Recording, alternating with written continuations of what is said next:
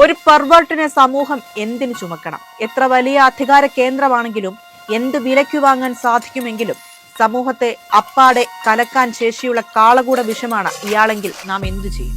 ഈ കാലം അത്രയും തന്റെ വൈകൃതങ്ങൾ സകലതും പൗഡർ ഇട്ടുമൂടി പുണ്യാളൻ ചമഞ്ഞ് കേരളത്തിന്റെ പല കോണുകളിൽ പ്രത്യക്ഷപ്പെട്ട ഈ രാഷ്ട്രീയ മാലിന്യത്തെ ഇനിയും താങ്ങണോ?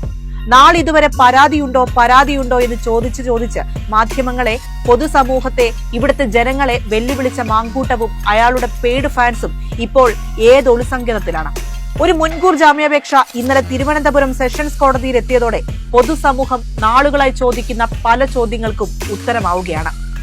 രാഹുലിനെതിരെ നാളിതുവരെ ഉയർന്നത് ആരോപണങ്ങൾ മാത്രമാണെന്നും അത് AI ആണെന്നും വരെ വിശ്വസിച്ച കോൺഗ്രസ് നേതാക്കന്മാർ മുതൽ സാധാരണക്കാർ വരെയുണ്ട്.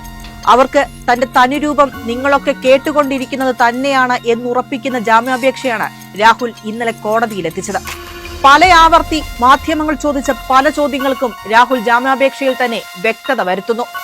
അതിജീവിതയെ തനിക്കറിയാം, നാളുകളായി ബന്ധമുണ്ട്, ലൈംഗിക ബന്ധമുണ്ടായിട്ടുണ്ട്, പെൺകുട്ടി തന്റെ ശബ്ദവും മെസ്സേജുകളും ശേഖരിച്ചു വെച്ചെന്ന് രാഹുൽ സമ്മതിക്കുന്നു.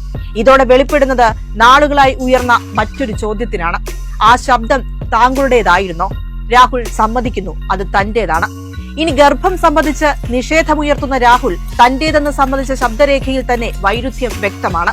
പുറത്തിറങ്ങിയ ശബ്ദരേഖയിൽ പല ഭാഗങ്ങളിലും രാഹുൽ പെൺകുട്ടി ഗർഭിണിയാണെന്നും അത് തന്റെ ഗർഭം തന്നെയെന്ന് സമ്മതിക്കുകയും ചെയ്യുന്നുണ്ട്. നമ്മുടെ കുഞ്ഞ്, അതിനെ എങ്ങനെ വളർത്തും, തന്തയില്ലാത്ത കുഞ്ഞുണ്ടാകുമോ തുടങ്ങി രാഹുൽ സ്വയം സമ്മതിക്കുന്ന വ്യക്തത ഈ ശബ്ദരേഖയിലുണ്ട്. താനൊരു MLA ആണെന്ന് ജാമ്യാപേക്ഷയിൽ ആവർത്തിച്ചു പറയുന്ന രാഹുലിനോട് പൊതുസമൂഹം തിരിച്ചു ചോദിക്കുന്നത് ഒരു MLA പണി ഇതാണോ എന്നാണ്. ഇതിൽ രാഹുൽ നേതൃത്വം നൽകിയ അശാസ്ത്രീയ അബോർഷന് ഇരയായ അതിജീവിതയുടെ ജീവൻ തന്നെ എടുക്കാനുള്ള ഉപാധി കൂടിയായിരുന്നു. ഒരു ദിവസം ഒന്നിലധികം തവണ ആവശ്യമുന്നയിക്കുന്ന സീരിയൽ പ്രിഡേറ്ററുടെ സകല മനോവൈകൃതങ്ങൾക്കും സമാനമായാണ് രാഹുൽ തന്നോട് പെരുമാറിയതെന്ന് പറയുമ്പോൾ വെളിപ്പെടുന്നത് ഇയാൾ എത്രമാത്രം അപകടകാരിയായിരുന്നുവെന്നാണ്.